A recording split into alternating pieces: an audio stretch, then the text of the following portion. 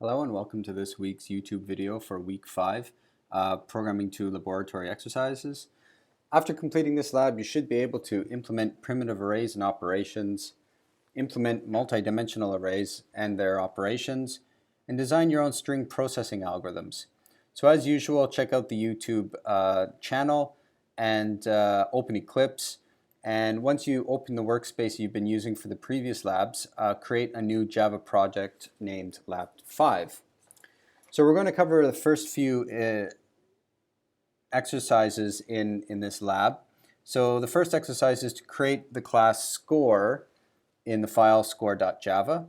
So we're going to declare two instance variables storing the name and the score they achieved. So very much like the example that you saw in the lectures, we'll use an integer to store a score. And then we're going to use get and set methods for the score and the player name. Write a constructor that takes two input parameters for the name and the score, and then write a toString method. So let's go ahead and get started on that by opening Eclipse. I already have a Lab 5 project open, so I can just go and create a class called score, and we define instance variables such as name and score. And immediately we can go ahead and write get and set methods for these. So public void set name, and give it a string name. This dot name is equal to name, setting the instance variable name to the local parameter name. And also we can say public string get name, no input, and then just return this dot name. And very similarly for the score integer, public void set score, you give it a score input. This dot score is equal to the input parameter score. Similarly, public int get score, no input, just return this dot score. So that's the first part of the assignment for this exercise, in fact. So let's say that we try to create a constructor. So quite easily we have this form. That's the default constructor. Maybe we want to provide a name and a score input. So in order to appropriately initialize the object, the score object, we simply use the set methods. This dot set score, like that. This dot set name, the input. And of course, that using those set methods, we then initialize the object. So let's take a look at this, what I mean by this. Let's define a score test class here with a main method. We're going to create a couple of score objects like this. Score s1 is equal to new score. Let's say a score of 1,000. So what does that do? Let's find out. So I set a breakpoint and I want to do some debugging to see how my object is being instantiated. So as you can see here, score S1 points to an object in memory, and this object is of type score, which has a name, which is a string, which is instantiated to the string KEN, and a score of 1,000. So it looks like this works fine. However, you'll notice that we have an output of just the standard toString. So let's try writing our own toString method like this. Whoops. Going to the score class. Remember, the method signature for toString is returns a string. It's called toString, and it has no input parameters. And all we want to do is just give a nice string representation of the score object. So something like perhaps returning the name, this dot get name plus maybe some formatting such as a colon, this dot get score. So that just outputs the name and the score. So if we run that score test main method again, we get something that looks rather nice and makes sense. So for instance, we could have a second score object.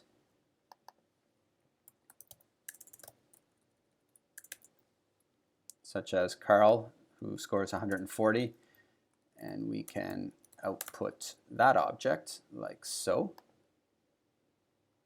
And we have the output as expected. So that's the first part of this lab, and maybe I can go over a little bit more at this point. That was pretty easy. You should know how to do all of those things with get and set methods and toString and constructors. So let's move on to something like the scoreboard class. So write a scoreboard class to store a primitive array of scores, so of score objects, I mean. Start from the skeleton code in the box below and finish the default constructor to appropriately implement the array to store max score objects. So what we're going to do is create a scoreboard class. Let's do that now.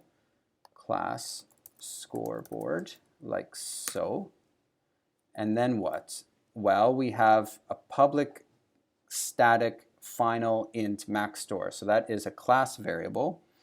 It's a final, so it means a constant value of 5, and it's an integer. And then we have private score, which is an array of score objects.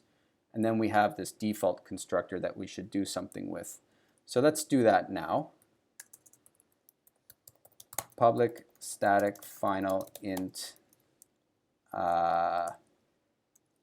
max scores is equal to 5. That can be really any number, but it's just 5 for convenience.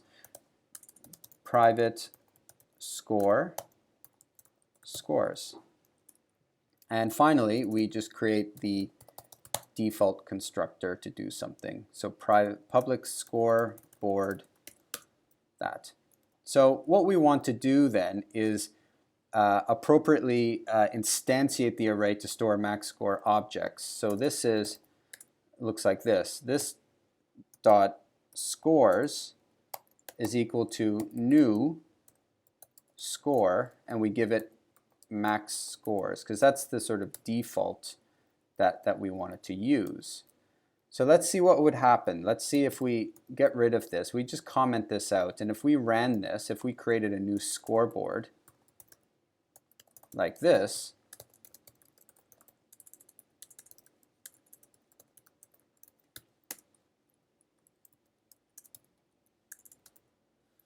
and we just put a breakpoint here so we can inspect this scoreboard object.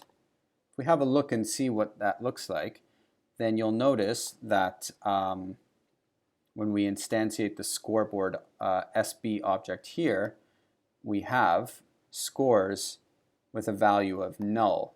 That's because Java instantiates by default the primitive array to be the null reference. So if then we just change that behavior to override it so that the default constructor now does this, so scores is equal to new score max scores, then we can then run it and we get something that looks like this. We have scores 5. And you'll notice by default Java has instantiated all of these score objects to point to the null reference, which means that it's not pointing to any score object. So let's do something interesting with this object. Let's see what the lab says. So the lab suggests there's a number of operations that we can perform on arrays, such as updating an array with at a certain index and a certain object, or removing, or adding. So let's start with the first one. What we're going to do is create a update method that, given an index to the array and a score object, it checks to make sure that the index is within the appropriate limits of the array, and then updates this score index to equal to the object's score. So let's start with that. Going back to scoreboard, we can now update, given an index and a score object. We can then update the array in a certain way. So if index is greater than or equal to 0 and index is less than scores.length, then do something. So what this actually does is this checks to make sure that the index that the users provided to this method actually is valid, in the sense that it falls within 0 and scores.length minus 1, which represent the valid indices in this scores array. So if that's true, then all we need to do is say scores index is equal to score. And in that way, we can update the array. Of course, we may want to write something that allows us to access the score objects in the array. Now, we could do something like write a set method that will just return or change, like a get method to return the score array. But let's suppose that we instead write a read method that, given an index, returns the score associated with that index. So the idea would be to return scores.index.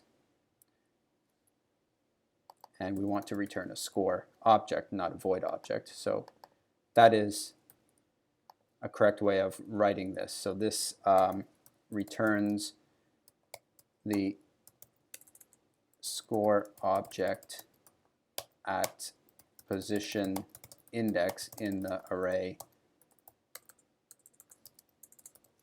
scores. Now, of course, immediately we have to ask what happens if the index falls out of bounds. So again, we can just cut this code out here, and if it's not the case that this is true, then return null, else return scores.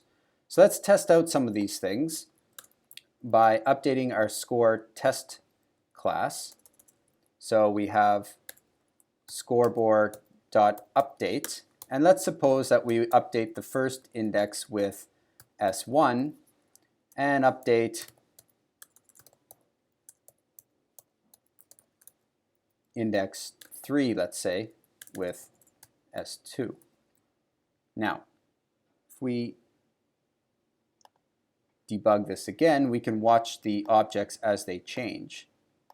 So here they are here, and if I press F6, you'll notice that scores array is updated with this Ken score of 1,000.